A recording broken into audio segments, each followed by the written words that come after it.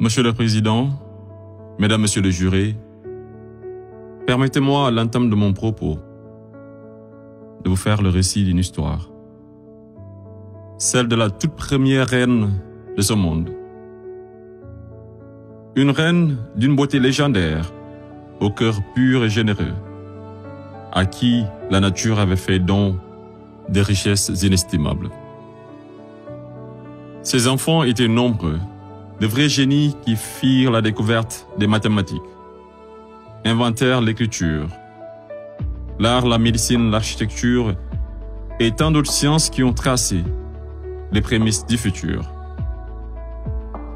Ils vivaient tous libres et épanouis, jusqu'au jour où la malédiction frappa la reine de plein fouet.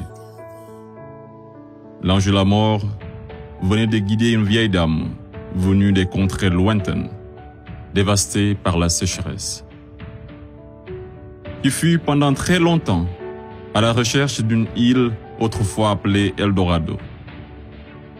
Elle parvint enfin à déposer ses valises aux portes de cette île aux multiples trésors cachés, accompagnée de ses enfants les plus assoiffés, puis songea à construire un cheval de Troie qui sera offert en signe d'amitié, et lui fit don également de nombreux présents, parmi lesquels une boîte de Pandore.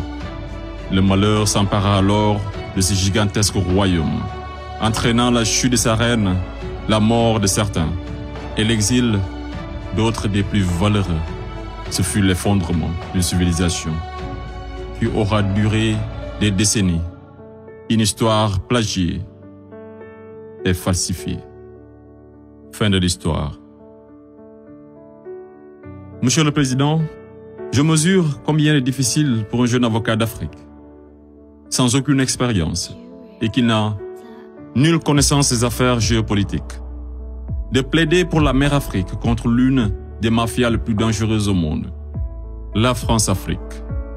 Cependant, quoique trop inférieur à mes adversaires, j'ose espérer que je serai tout de même en mesure de vous exposer clairement les faits, afin que vous n'ignoriez aucune partie de l'objet sur lequel vous êtes appelés à vous prononcer. Je vous prie alors de m'écouter avec bienveillance.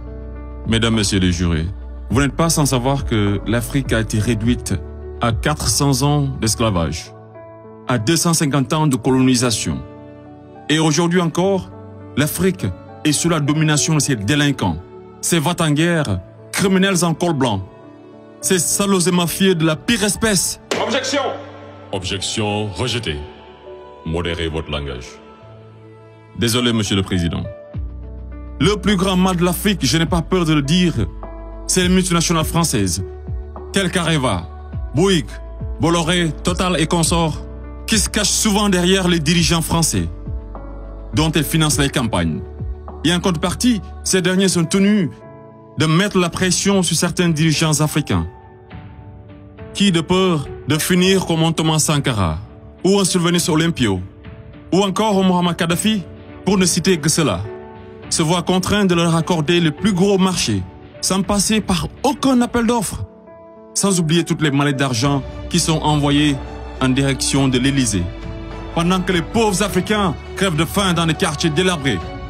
Et on s'étonne de voir de jeunes Africains désespérés s'embarquer sur le navire de fortune à la quête d'une vie meilleure. Et je vous assure qu'ils sont nombreux parmi ces jeunes à avoir tenté toutes les voies et moyens légaux, mais en vain. Pendant ce temps, la France et l'Union européenne se font des fortunes derrière leur business le plus lucratif, les demandes de visa Schengen, qui sont pour la plupart rejetées sans aucun motif valable. Monsieur le Président, avant que je n'oublie, permettez-moi de poser une question à la France-Afrique. Parmi tous les leaders africains morts assassinés, pouvez-vous nous citer ne serait-ce qu'un qui fut réputé un grand ami de la France? J'imagine qu'il n'y en a pas eu. Mesdames, Messieurs les jurés, je vous laisse juger. Monsieur le Président, j'accuse la France-Afrique, de crimes contre l'humanité, de crimes d'agression, de crimes économiques et d'avoir été derrière des crimes de génocide. La plupart des dirigeants français sous la Ve République me rappellent des propos d'un homme sage qui disait, je cite, « Les postes éminents rendent les grands hommes encore plus grands et les petits hommes encore plus petits. » Fin de citation. Et le pire d'entre eux, c'est ce nain assassin de Sarko. Ce trafiquant d'influence, connu pour sa mégalomanie, l'homme au scandale multiple, Bettencourt, Tapi, Kadhafi et j'en passe. Ce criminel contre l'humanité, toujours en liberté, qui se la coule douce derrière les mélodies de la brune, alors que sa place se trouve à la haie.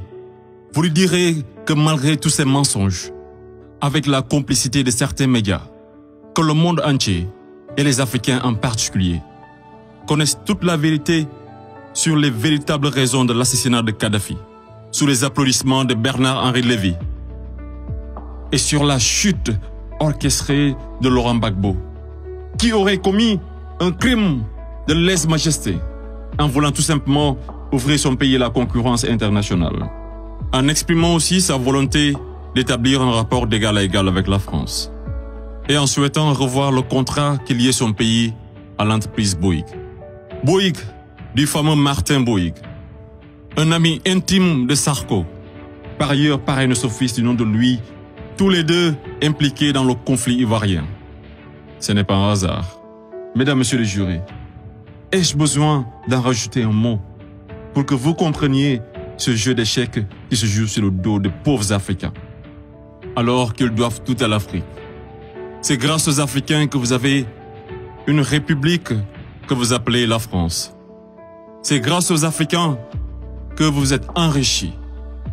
C'est grâce aux Africains que vous avez aujourd'hui votre statut de 5e puissance mondiale avec un droit de veto au sein de l'ONU. Et c'est encore grâce aux Africains que vous avez 2 Coupes du Monde à votre compteur. Qu'attendez-vous encore des Africains? Qu'on vous ramène la Lune?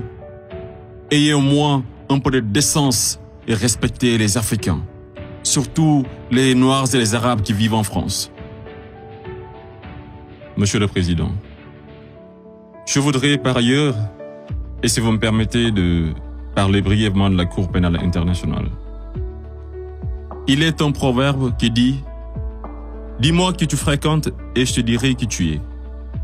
Je propose de jeter un coup d'œil sur le profil des procureurs de la CPI. Commençons par l'actuel procureur de la CPI, une dame que je respecte pour 2 raisons.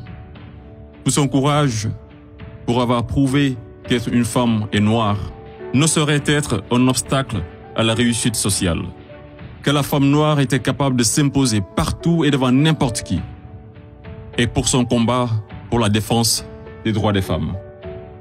Mais devrions-nous faire semblant d'oublier qu'elle fut procureure générale, proche collaboratrice et conseillère juridique du président, et ministre sous l'une des pires dictatures de l'histoire de l'Afrique, sans jamais démissionner?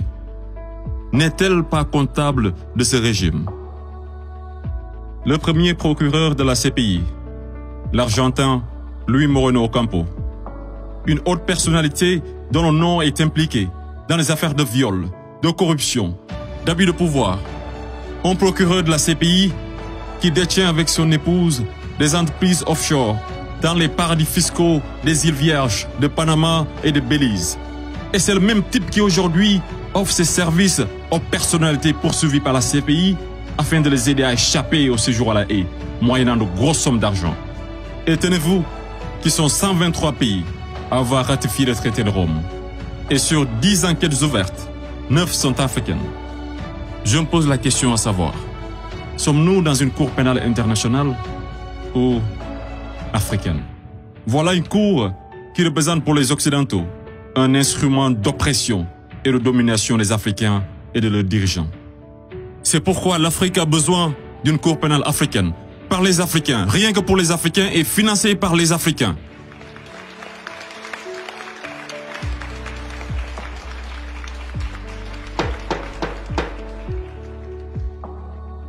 Monsieur le Président, je ne suis qu'un jeune ignorant qui ne prétend point détenir toute la vérité. C'est pourquoi je vous apporte des documents qui vous permettront d'y voir un peu plus clair. À l'exemple de cette copie d'une conférence de François-Xavier Verschave intitulée De la France-Afrique à la Mafia-Afrique. Je salue également le courage de ces hommes et femmes de valeur qui osent lever leur voix pour défendre les intérêts de l'Afrique. Je pense au grand Kémy Séba avec l'ONG Urgence panafricaine. Je pense également à notre frère Claudie, à Fatou Diom, au grand Youssou N'Dour, à notre maman Angélique Kidjo et d'autres artistes des plus engagés comme Alpha Blondy et Tiken Jah Fakoly, pour ne citer que cela. Sans oublier toutes ces personnalités qui œuvrent pour la promotion des jeunes et des femmes, à l'égard du docteur Anta Sané et bien d'autres femmes de valeur. Monsieur le Président, loin de moi l'idée de proliférer des menaces. Mais si par malheur, la France-Afrique est aujourd'hui acquittée, sachez que la jeunesse africaine l'obligera à quitter. Elle se mobilisera davantage et réunira toutes ses forces vives, hommes et femmes de valeur, sans exception d'âge, intellectuels, sportifs de haut niveau, artistes de renommée internationale et sympathisants de l'Afrique.